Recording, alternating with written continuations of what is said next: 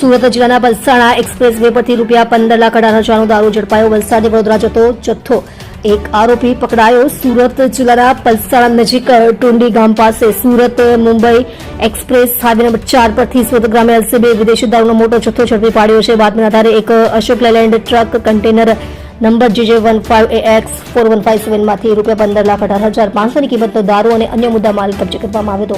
સુરત રેન્જના પોલીસ મહાનિરીક્ષક પ્રેમવીર સિંહ અને સુરત ગ્રામ્ય પોલીસ અધિક્ષક રાજેશ ગઢિયાના માર્ગદર્શન હેઠળ જિલ્લામાં દારૂ અને જુગાર જેવી ગેરકાયદેસર પ્રવૃત્તિઓ સામે સતત અભિયાન ચલાવવામાં આવી રહ્યું છે।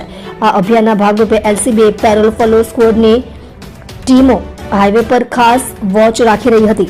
એલસીબીના પોલીસ ઇન્સ્પેક્ટર HV મસાણીની ટીમના પોલીસ કોન્સ્ટેબલ દીપકભાઈ અનિલભાઈને ખાનગી બાતમી મળી હતી કે વલસાડ તરફથી વડોદરા તરફ એક કન્ટેનરમાં વિદેશી દારૂનો મોટો જથ્થો લઈ જવામાં આવી રહ્યો છે। આ બાતમીના આધારે ટુંડી ગામ નજીક હાઈવે પર વાહનને રોકીને તપાસ કરતા કન્ટેનરમાંથી દારૂનો જથ્થો મળી આવ્યો તો પોલીસે કન્ટેનર ચાલક વિમલભાઈ ઇલેશભાઈ ઠોડિયા પટેલ ઉંમર વર્ષ 33 રહે અંબાજ ગામ તાલુકો પારડી જિલ્લો વલસાડ તેની ધરપકડ કરી કાયદેસરની કાર્યવાહી હાથ ધરી છે।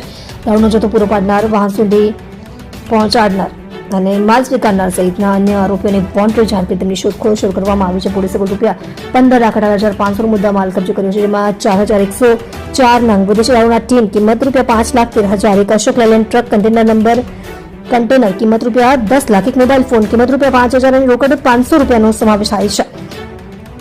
આ સફળ કામગીરી એલસીબી સુરત ગ્રામ્યના police inspector NG Panchani, PSI HV Masani અને તેમની ટીમના અધિકારીઓ તથા કર્મચારીઓ સંયુક્ત રીતે પાર પાડી હતી।